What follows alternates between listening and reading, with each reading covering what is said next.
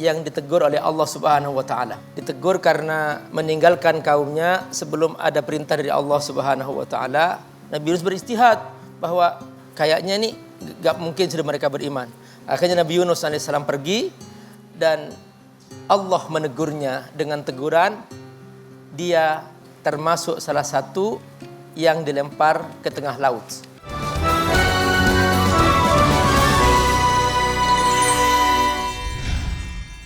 Pemirsa RCTI, terima kasih masih bersama kami di sini di Hafiz Indonesia Cinta Al-Quran. Satu langkah lagi menuju ke babak wisuda akbar. Dan kita sambut, ini dia peserta yang ketiga yang selalu tersenyum. Ini dia Arim. Assalamualaikum. Assalamualaikum warahmatullahi wabarakatuh. Boleh tepuk tangan yang meriah untuk Arim. Arim ini anak seorang dokter dan juga guru, berasal dari Malang, hafalnya 5 juz Al-Quran, tapi 5 juz yang sangat kuat insya Allah ya. Mudah-mudahan kisah Nabi ini menjadi salah satu dari hafalan kamu juga. Oke Arim, untuk peserta ketiga kita hari ini, Arim, apakah kamu sudah siap? Insya Allah siap. Insya Allah Arim sudah siap.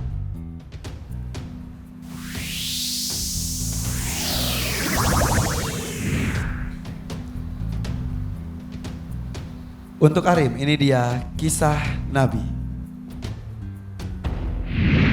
Nabi Yunus meninggalkan kaumnya yang menolak menyembah Allah. Meskipun ia telah memperingatkan bahwa Allah akan menurunkan azab pada kaum itu. Dia menumpang sebuah kapal untuk pergi dari wilayah itu. Namun, badai dahsyat datang dan membuat kapal nyaris tenggelam. Karena kelebihan beban, penumpang kapal berunding untuk menentukan salah satu dari mereka dibuang ke lautan. Dan Nabi Yunuslah yang terpilih. Saat itu Allah memerintahkan seekor ikan paus untuk menelan Nabi Yunus tanpa merobek daging dan mematahkan tulang. Di dalam perut ikan paus, Nabi Yunus berzikir dan memohon ampun kepada Allah karena telah meninggalkan kaumnya. Nabi Yunus berdoa, "Tidak ada Tuhan selain Engkau, Maha Suci Engkau. Sungguh, aku termasuk orang-orang yang zalim." Allah pun menyelamatkan Nabi Yunus dan ia dapat kembali ke kaumnya. Untuk tayangan Nabi tersebut, pertanyaannya silakan Syekh Abdul Karim Al-Makki. Baik, terdapat dalam surah apakah cerita tersebut? Surah Al-Anbiya. Bacakan ayatnya. A'udzu billahi minasy syaithanir rajim. Bismillahirrahmanirrahim. Wa dhannuni idh dhahaba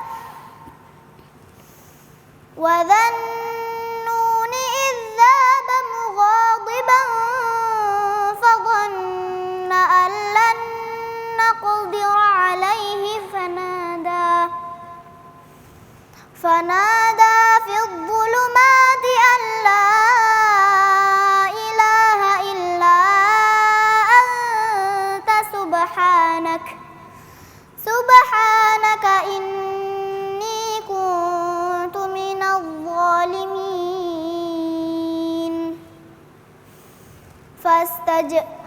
Fastajabna lahu wa najjaynahu minal gham wa kadzalika nunjil mu'minin. Shadaqallahul azim. Baik, Masya Allah. Jelaskan 3 hukum tajwidnya. Yang pertama, fadhanna, hukumnya gunnah karena ada huruf nun bertasydid. Dibaca gunnah 2 harokat.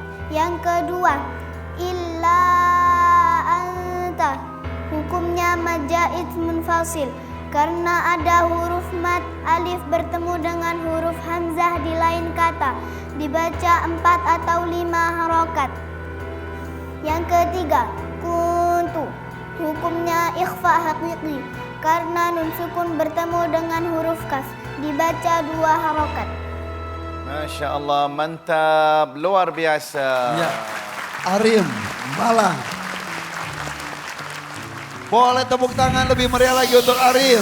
Peserta ketiga kita hari ini. Syekh, jawabannya mantap. Alhamdulillah, bagus. Alhamdulillah, cuma ada tersedak ketika baca itu bukan sengaja ya. Mudah-mudahan insyaAllah lebih sihat dan lebih bagus bacaannya seterusnya insyaAllah. InsyaAllah. Mengenai bacaannya, koreksinya silakan Kak Nabila. Bismillahirrahmanirrahim. Untuk Arim, gimana kabarnya hari ini? Kabarnya gimana? Alhamdulillah. Alhamdulillah. Ketika membaca, huruf dha-nya masih kurang tepat makhrajnya. Jadi huruf dha itu jangan terlalu ditekan. Kalau ditekan dia akan keluar angin, dha gitu. Terus dari segi hukum tajwid, tadi yang pertama gunnah bagus. Terus yang kedua mad jaiz munfasil bagus. Yang ketiga apa? Kuntu. Coba jelaskan lagi. Kuntu. Hukumnya ikhfa hakiki karena nun sukun bertemu dengan huruf ta, dibaca 2 harokat. Huruf ta tadi bilang huruf apa? Tadi bilang apa? Kaf. Iya, ya. Berarti sekarang sudah benar. Tadi karena huruf kaf di pertama jadi keliru ya. Seharusnya tadi huruf ta, tapi ketika disuruh ulang sudah bagus. Selain itu luar biasa semua. Oke, luar biasa. Tepuk tangan untuk Arim. Abi Amir, silakan. InsyaAllah semoga Allah berkahi Pak Kefan. Silakan Abi. Ya, Nabi Yunus, contoh Nabi yang ditegur oleh Allah Subhanahu wa Ta'ala. Ditegur karena meninggalkan kaumnya sebelum ada perintah dari Allah Subhanahu wa Ta'ala. Nabi Yunus beristihad bahwa kayaknya nih gak mungkin sudah mereka beriman. Akhirnya Nabi Yunus AS pergi dan Allah menegurnya dengan teguran. Dia termasuk salah satu yang dilempar ke tengah laut. Itulah yang kemudian dimakan oleh ikan, al-hut. Ya. Nah, yang menarik adalah apa? Ketika Nabi Yunus alaihissalam dalam perut ikan, sudah dikunyah nih Kak Irfan, sudah habis kulitnya. Nabi Yunus alaihissalam membaca doa, La ilaha illa anta subhanaka inni kuntu minadh dhalimin. Begitu doa ini dipanjatkan, langsung Allah perintahkan ikan besar tadi itu, Ya hut, la ta'kul lahu lahma, wa la tahshim lahu 'azama. Wahai ikan besar, jangan kau makan dagingnya, kulitnya sudah habis.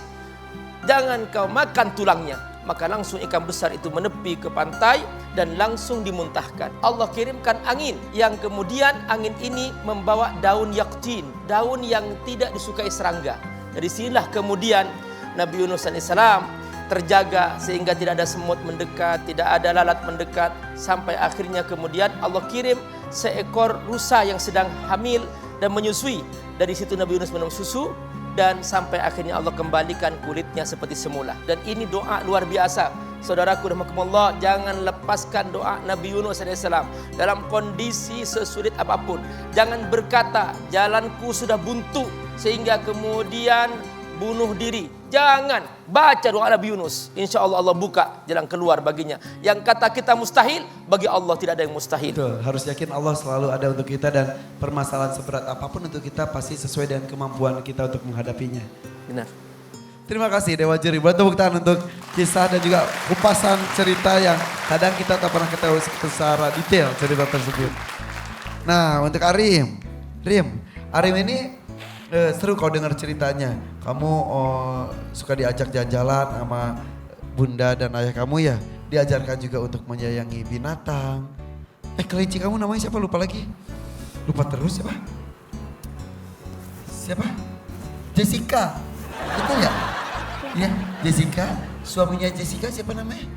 Henry dan Jessica. Tapi semuanya sudah kembali ke alam baka. Mati. Iya ya, mudah-mudahan diterima amal solehnya ya, amin. Mbah masih ada nggak Mbah? Masih. Mbah tinggal di mana? Kalau kamu kan di Malang, Mbah di Malang juga? Sering ketemu? Tapi sekarang udah lama dong nggak ketemu sama Mbah? Iya. Mau ketemu Mbah nggak? Mau. Tapi dalam bentuk tayangan aja dulu ya. Ini dia Mbahnya Arim. Cucu saya Arim itu banyak kelebihan. Juga rajin belajar, sering suka pemaaf, suka sering minta didoakan sukses. Dan kalau dinasihati itu didengar dan diamalkan. Sering-sering yaitu kesukaannya itu ikut-ikut lomba-lomba itu senang. Kalau dengan apa-apa itu diperhatikan. Jadi banyak pemasukan lalu diamalkan. Mudah-mudahan Alim ini bisa menjadi anak yang penghafal Al-Quran dan bisa sukses maksudnya dengan meneruskan Pondok As-Sadili. Ini tuh Mbah yang kemarin pas kita telepon ayah kamu ya? Yang ikut ngobrol juga sama Bunda, betul? Ya. Itu Mbah usianya berapa? Udah sepuh ya? Udah tua? Giginya tinggal 2. Giginya tinggal 2 ya? Itu yang ada di lagu tuh kata Mbah kamu. Nenek sudah tua, giginya tinggal 2. Ya. Itu Mbah orang tua dari ayahnya Arim. Kalau Mbah yang dari orang tuanya Bunda ada di mana? Ponorogo. Ponorogo.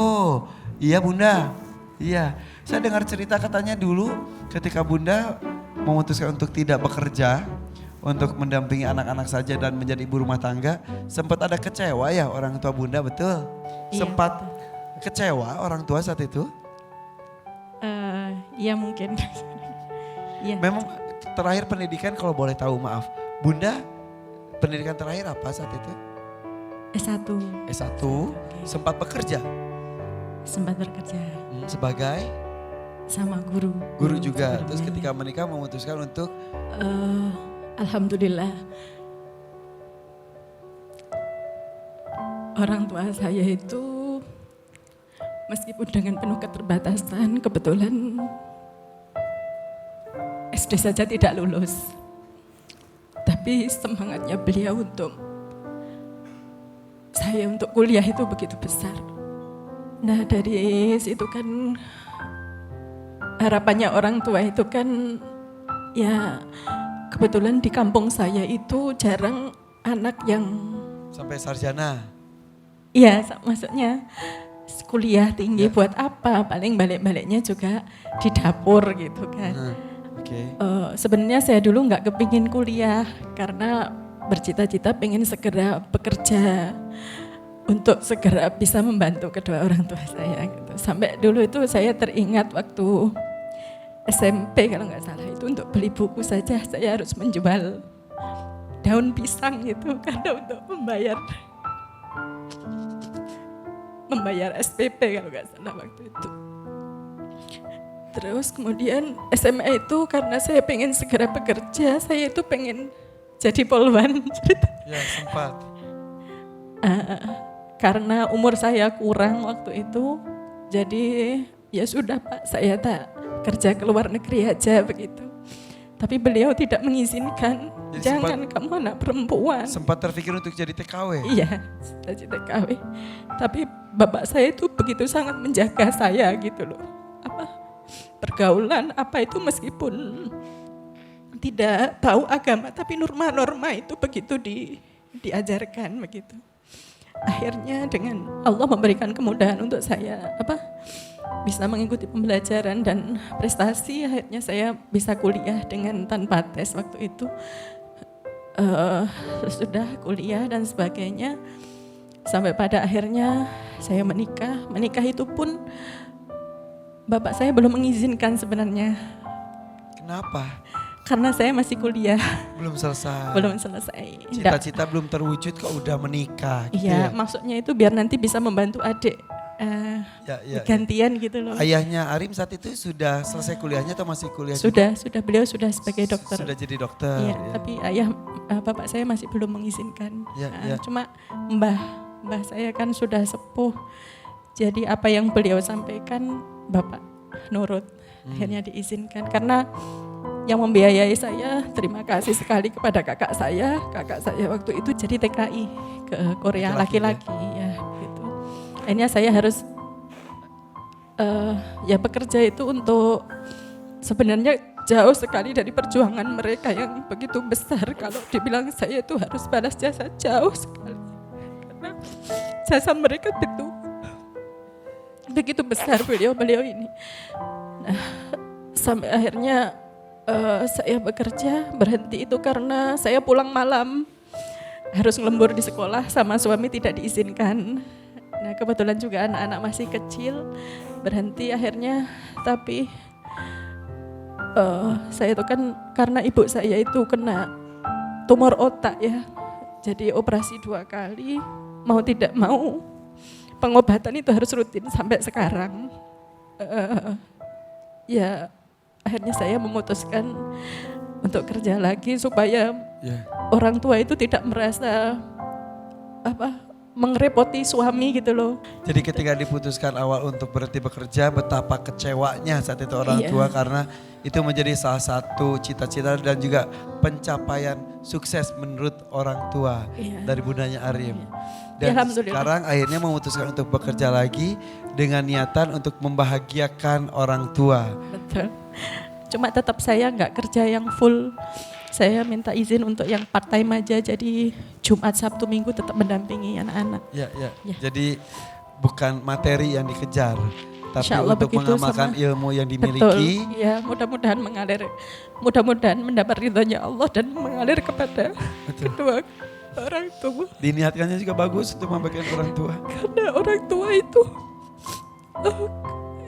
kami itu selalu berusaha untuk memenuhi semua kebutuhannya meskipun dalam kondisi saya tetap mengupayakan untuk ada untuk mereka.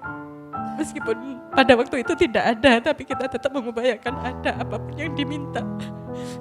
Kami terus.